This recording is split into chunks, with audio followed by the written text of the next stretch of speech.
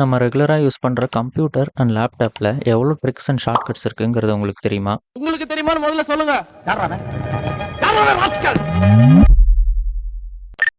Trick number 1, Ctrl+Shift+T அழுத்துனீங்கன்னா குரோம்ல ப்ரீவியஸா close ஆயிருக்கிற டேப்ஸ்லாம் திரும்ப வந்துடும்.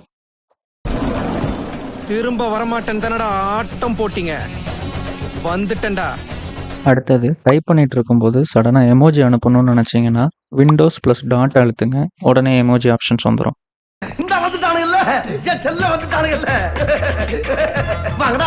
உங்க ஸ்க்ரீனை கீழே ஒரு ஸ்லைட் பண்ணா போதும் உங்க பிசி ஷட் டவுன் ஆயிடும். அது எப்படின்னு சொல்றேன் வாங்க. மவுஸ்ல ரைட் கிளிக் பண்ணி ஷார்ட்கட்டுங்கிற ஆப்ஷனை கிளிக் பண்ணுங்க. இப்போ அந்த பாக்ஸ்ல ஸ்லைட் டு ஷட் டவுன்னு போட்டு ஒரு ஷார்ட்கட் கிரியேட் பண்ணிக்கோங்க. அப்புறம் இந்த மாதிரி ஒரு ஷார்ட்கட் சேவ் ஆயிரும். இதுக்கப்புறம் அந்த ஷார்ட்கட்டை கிளிக் பண்ணி கீழே ஸ்லைட் பண்ணீங்கனாலே போதும், உடனே ஷட் டவுன் ஆயிரும். என்ன துங்கிருச்சு? ஏய் ஏய் டாமி எந்திரியே. அடுத்து உங்க லேப்ல இம்பார்ட்டன்ட் ஒர்க் எதுவும் பண்ணிட்டு இருக்கப்போ யாராவது வந்துடுறாங்கன்னா சடனா லாக் ஸ்க்ரீனை கொண்டு போறதுக்கு ஒரு ஐடியா இருக்கு. இதுக்கு நீங்க Windows+L ஷார்ட்கட்டை கிளிக் பண்ணீங்கன்னா நீங்க என்ன ஒர்க் பண்ணிட்டு இருந்தாலும் உங்க ஸ்க்ரீன் லாக் ஆயிரும்.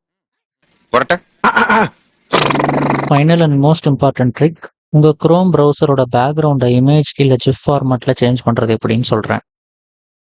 இதுக்கு ஃபர்ஸ்ட் உங்களுக்கு பிடிச்ச போட்டோவை டவுன்லோட் பண்ணிக்கோங்க.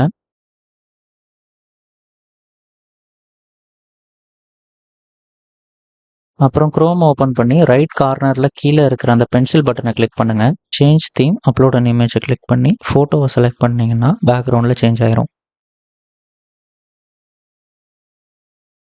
இந்த வீடியோ பிடிச்சிருந்துச்சுன்னா லைக் பண்ணிட்டு நம்ம சேனலை சப்ஸ்கிரைப் பண்ணிக்கோங்க.